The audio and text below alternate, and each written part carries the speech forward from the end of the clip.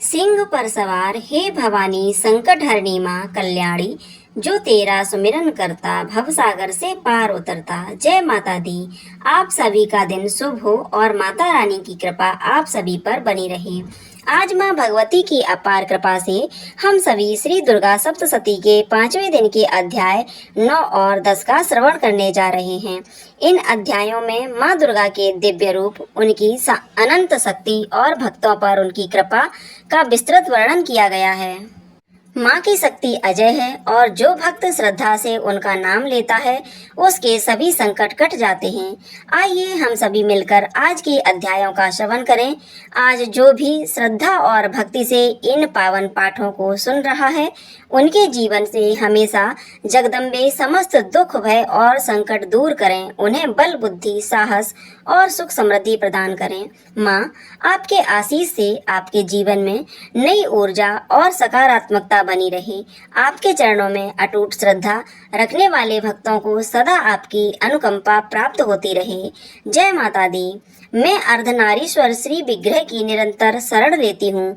उसका बड़ बंदूक पुष्प और स्वर्ण के समान रक्त पीत मिश्रित है।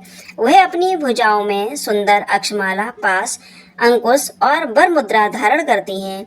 अर्धचंद्र उसका आभूषण है और वह 3 नेत्रों से सुशोभित है। ओम नमः चंडिका। नव अध्याय में निशुंभ वध का वर्णन किया गया है। राजा ने कहा, भगवान आपने रक्त बीज के वध से संबंध रखने वाला देवी चरित्र का यह अद्भुत मातम्य मुझे बतलाया। अब रक्त बीज के मारे जाने पर अत्यंत क्रोध में भरे हुए शंभु और निशुंभ ने जो कर्म किया उसे मैं सुनना चाहता हूँ। मार्कंडेय ऋषि कहते हैं, राजन, युद्ध में रक्त बीज तथा अन्य दैत्यों के मारे जाने पर शंभु और निशुंभ के क्रोध की सीमा नहीं रही। अपनी विशाल सेना इस प्रकार मारी जाती देख निशुंभ रोष में भरकर देवी की ओर दौड़ा। उसके साथ असुरों की प्रधान सेना थी। उसके आगे पीछे तथा पार्श्व भाग में बड़े बड़े असुर थे जो क्रोध से ओट दबाते देवी को मार डालने के लिए आह मात्र पराक्रमी शंभु भी अपनी सेना के साथ मात्र गणों से युद्ध करके क्रोधवश चंडिका को मारने के लिए आ पहुंचा। तब देवी के साथ शंभु और निशुंभ का घोर संग्राम छिड़ गया। वे दोनों दैत्य मेघों की तरह बाणों की भयंकर वर्षा कर रहे थे। उन दोनों के चलाए हुए बाणों को चंडिका ने अपने बाणों के समूह से तुरंत काट डाला और शस्त्र समूहों की वर्षा करके उन दोनों दैत्य पतियों के अंगों में भी चोट पहुंचाई। निशुंभ ने तीखी तलवार और चमकती हुई ढाल लेकर देवी के ज्येष्ठ वाहन सिंह के मस्तक पर प्रहार कर दिया।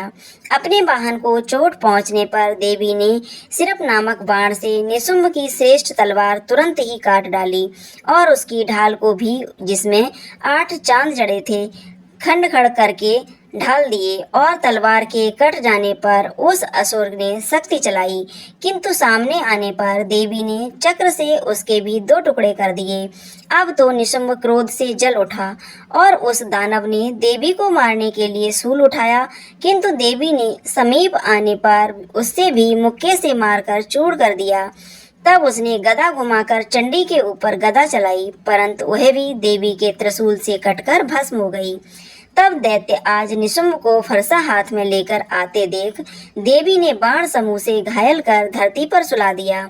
उस भयंकर पराक्रमी भाई निशुंभ के धराशायी हो जाने पर शंभु को बड़ा क्रोध हुआ और अंबिका का वध करने के लिए वह आगे बढ़ा।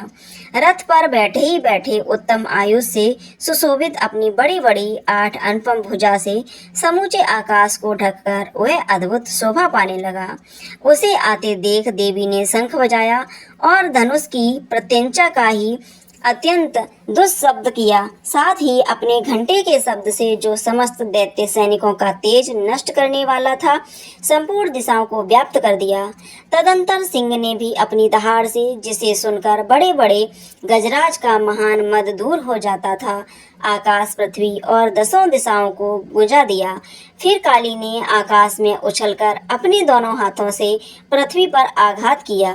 उससे ऐसा भयंकर शब्द हुआ जिससे पहले के सभी शब्द शांत हो गए।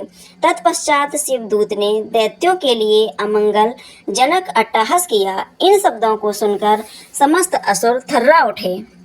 किंतु शंभु को बड़ा क्रोध हुआ। उस समय देवी ने जब शंभु को लक्ष्य करके कहा, ओ दुरात्मा, खड़े रहे। तभी आकाश में खड़े हुए देवता बोल उठे, जय हो, जय हो। शंभु ने वहां आकर ज्वालाओं से युक्त अत्यंत भयानक शक्ति चलाई। अग्नि में पर्वत के समान आती हुई उस शक्ति को देवी ने बड़े भारी लेके से दूर हटा दिया। उस समय शंभु के सिनादिल ने वज्रपात के समान भयानक शब्द हुआ, जिससे अन्य सब शब्दों को जीत लिया। शंभु के चलाए हुए बाणों की देवी ने और देवी के चलाए हुए बाणों के शंभु ने अपने भयंकर बाणों द्वारा सैकड़ों और हजारों टुकड़े कर दिए। तब क्रोध में भरी हुई चंडिका ने शंभु को शूल से मारा। उसके आघात से मूर्छित होकर वह पृथ्वी पर गिर पड़ा। इतने में ही निशुंभ को चेतना हुई और उसने धनुष हाथ में लेकर बाणों द्वारा देवी काली तथा सिंह को घायल कर डाला। फिर उस दैत्यराज ने 10,000 बाहें बनाकर चक्रों के प्रहार से चंडिका को आच्छादित कर दिया। तब दुर्गम पीड़ा का नाश करने वाली भगवती दुर्गा ने कुपित होकर अपने बाणों से उन चक्रों तथा बाणों को काट गिराया। यह देख निशुंभ दैत्य सेना के साथ चंडिका का वध करने के लिए हाथ में गदा लेकर बड़ी तेजी से दौड़ा। उसके आते ही चंडी ने तीखी धार वाली तलवार से उसकी गदा को शीघ्र काट डाला। तब उसने शूल हाथ में ले लिया। देवताओं को पीड़ा देने वाले निशुंभ को शूल हाथ में लिए आते देख चंडिका ने वेग से चलाए हुए अपने शूल से उसकी छाती छेद डाली। शूल से विदीर्ण हो जाने पर उसकी छाती से एक दूसरा महाबली एवं पराक्रमी पुरुष खड़ी रहे कहता हुआ निकला। उस निकलते हुए पुरुष की बात सुनकर देवी ठहाका मारकर हंस पड़ी और खड़ग से उन्होंने उसका मस्तक काट डाला। फिर तो वह पृथ्वी पर गिर पड़ा। तदंतर सिंह अपनी दहाड़ से असुरों की गर्दन को चलकर खाने लगा। यह बड़ा भयंकर दृश्य था। इधर काली तथा शिवदूत ने भी अनन्य दैत्यों का भक्षण कर आरंभ कर दिया। कौमारी की शक्ति से विदीर्ण होकर कितने ही महादैत्य नष्ट हो गए। ब्राह्मणी के मंत्र पूत जल से निस्तेज होकर कितने ही भाग खड़े हुए। कितने ही दैत्य माहेश्वरी के त्रिशूल से छिन्न भिन्न होकर धराशाही हो गए। बाराही के नूथन से आघात से कितनों का पृथ्वी पर चकमाचूर निकल गया। वैष्णवी ने भी अपने चक्र से दानवों के टुकड़े टुकड़े कर डाले। ऐन्द्री के हाथ से छूटे हुए वज्र से भी कितने ही प्राणों के से हाथ धो बैठे। असुर नष्ट हो गए और उस महायुद्ध से भाग गए। कितनी ही काली शिवदूती तथा सिंह के ग्रास बन गए। जय माता दी। इस प्रकार श्री मार्कंडेय पुराण में सावण मनवंतर की कथा के अंतर्गत देवी मातम्य में निशुंभ वध का नाम 9वां अध्याय पूर्ण हुआ। अब सुनिए 10वां अध्याय, जिसमें शुभव्रत का वर्णन किया गया है। 10वें अध्याय को शुरू करने से पहले हम सब मिलकर माँ जगदम्बे का ध्यान करें।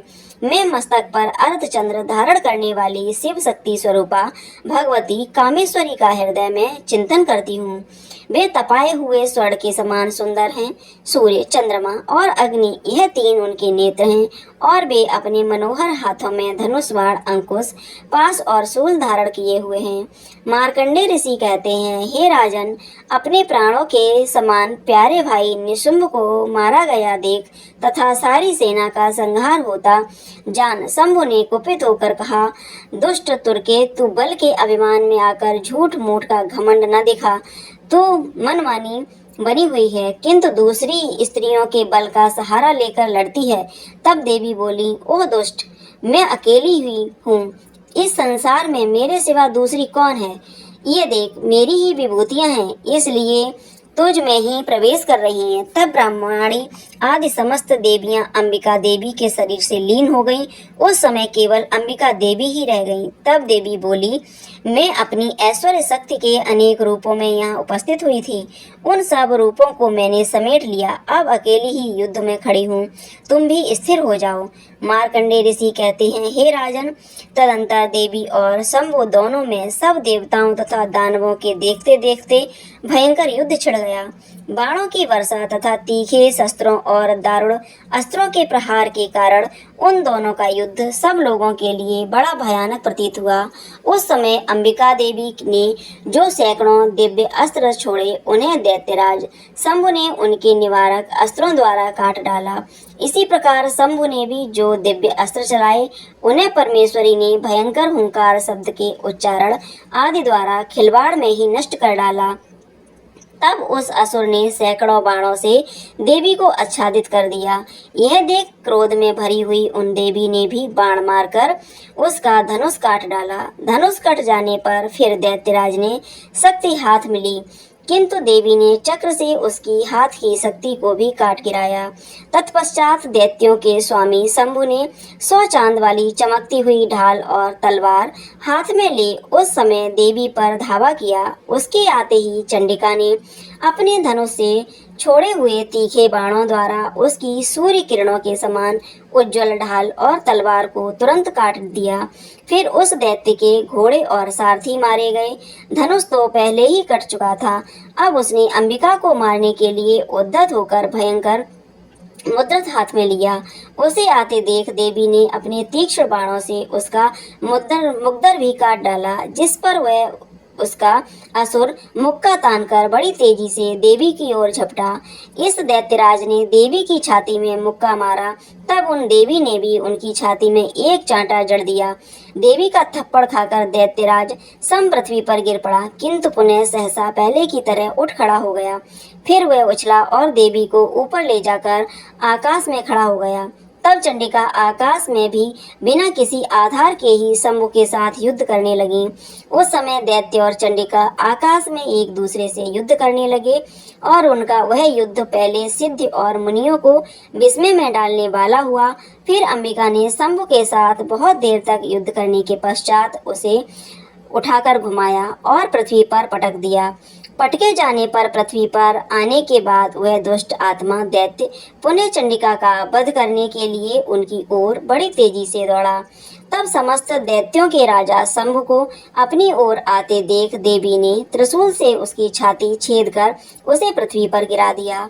देवी की शूल की धार से घायल होने पर उसके प्राण पखेरु उड़ गए और वह समुद्रों, द्वीपों तथा पर्वतों सहित समूची पृथ्वी को कपा आता हुआ भूमि पर गिर पड़ा। इसके बाद उस दुरात्मा के मारे जाने पर संपूर्ण जगत प्रसन्न और पूर्ण स्वस्थ हो गया। आकाश स्वच्छ दिखाई देने लगा।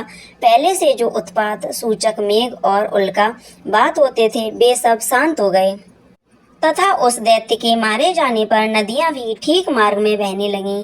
उस समय शंभु की मृत्यु के बाद संपूर्ण देवताओं का हृदय हर्ष से भर गया और गंधर्व गण मधुर गीत गाने लगे। दूसरे गंधर्व बाजे बजाने लगे, अप्सराएं नाचने लगीं, पवित्र वायु बहने लगी, सूर्य की प्रभा उत्तम हो गई, अग्निशामक हो उठी और संपूर्ण दिशाओं के भयंकर शब्द शांत हो गए।